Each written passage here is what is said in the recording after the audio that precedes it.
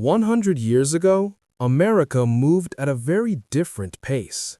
The streets were quieter, no honking cars, no glowing screens, just the sound of footsteps, horses, and distant factory whistles. Most American towns woke up early. Morning began with sunlight, not alarms. People stepped outside to collect newspapers from their porches, read headlines slowly, and sip coffee without rushing. Cities like New York, Chicago, and Boston were already growing fast, but life inside them was still deeply human. Men walked to work in pressed shirts and hats. Women managed homes, children, and community life. Neighbors knew each other by name. Public transportation ruled daily movement. Streetcars, trams, and trains carried millions of Americans every day. Owning a car was rare, and driving was considered a luxury. Downtown streets were filled with small shops. Butchers, bakers, tailors, and local markets formed the hearts of every neighborhood. Money was tight for many families. Most households lived on a single income. Every purchase mattered. Children didn't grow up surrounded by entertainment. No television, no video games, no internet. Instead, they played outdoors for hours, stickball in city streets, running through fields in small towns. Imagination was their main source of fun. Education was respected but not guaranteed. Many children left school early to help their families earn a living. Factories dominated the skyline. Smoke filled the air. Industrial jobs were dangerous, loud, and exhausting. Workers often spent 10 to 12 hours a day on the job. Safety laws were minimal. Injuries were common. But despite the hardship, there was pride in work. Being productive meant survival. At night, families gathered together. They listened to the radio, shared stories, played board games, and rested. Life was harder, but slower, and deeply connected. Part 2. Work, Factories, and Economy. Work shaped nearly every part of American life. Most people didn't choose careers. They took whatever work was available. Factories employed millions. Steel mills, textile plants, meatpacking facilities, assembly lines that never truly stopped. The work was physically demanding. Machines were loud, fast, and unforgiving. Protective gear was rare. A single mistake could cost fingers, limbs, or lives. Yet every morning, workers returned. Because missing a day meant losing pay, and losing pay meant hunger. Women also worked, especially in factories and garment shops. They earned far less than men. Long hours, few breaks. Child labor was common. Children as young as 8 worked in mills, mines, and farms. Their small hands were useful for dangerous tasks adults avoided. Farm life was no easier. Across rural America, families worked from sunrise to sunset, plowing fields by hand, harvesting crops manually. Weather controlled everything. A good season meant survival. A bad one meant debt. Money was mostly physical, cash and coins. Banks existed, but trust in them was limited. Many people kept savings hidden at home. The economy depended on manufacturing and agriculture. America was producing more than ever before, but wealth was unevenly distributed. The gap between rich and poor was visible everywhere. Luxury neighborhoods stood only miles away from overcrowded tenements. Strikes became common. Workers demanded fair wages and safer conditions. Protests filled streets, sometimes peaceful, sometimes violent. Change came slowly, but every movement planted a seed. This was an America built by hands, by sweat, by endurance, an America still finding its balance. Part 3. Family, Food, and Daily Culture. Family was the center of life. Most households were large. Multiple generations often lived under one roof. Grandparents, parents, and children shared space, meals, and responsibilities. Marriage happened early. Raising children was considered both duty and legacy. Homes were simple.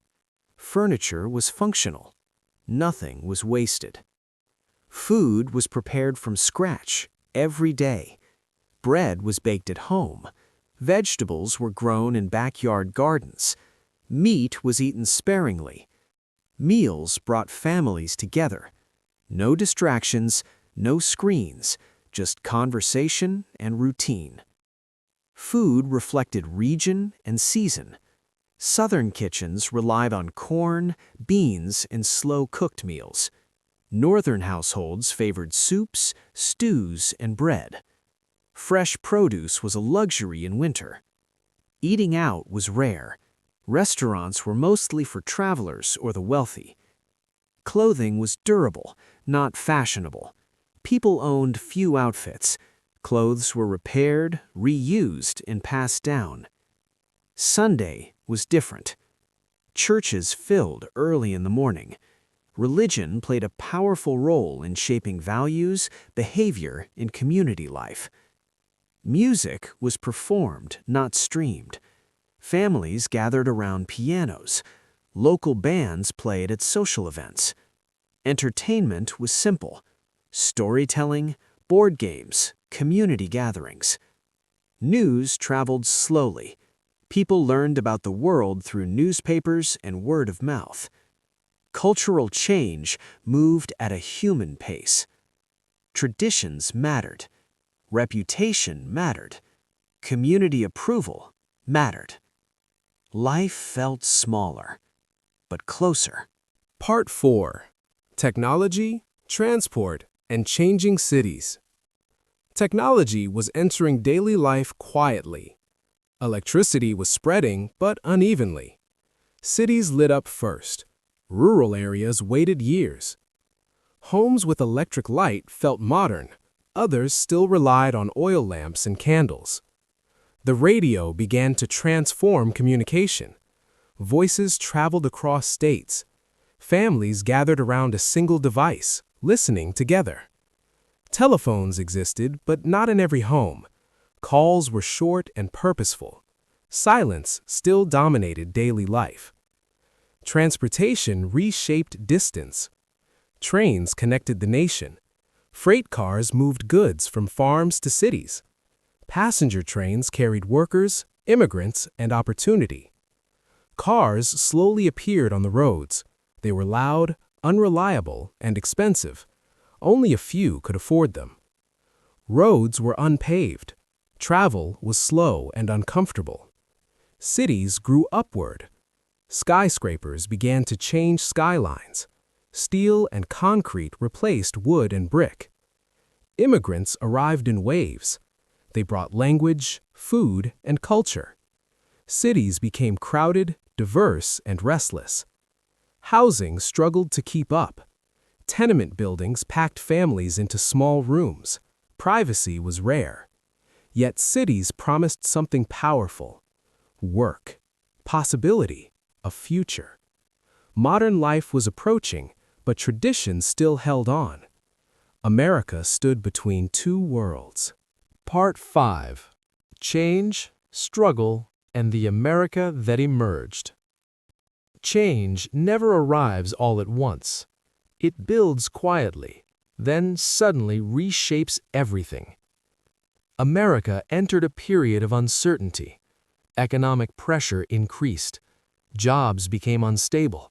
Families learned how fragile security could be. The Great Depression changed daily life overnight. Savings disappeared. Businesses closed. Lines formed outside soup kitchens. Pride was replaced by survival. Men who once worked daily searched for any opportunity. Women stretched meals to feed entire families. Children grew up faster than they should have. But resilience defined this era. Communities helped one another. Neighbors shared food. Strangers shared hope.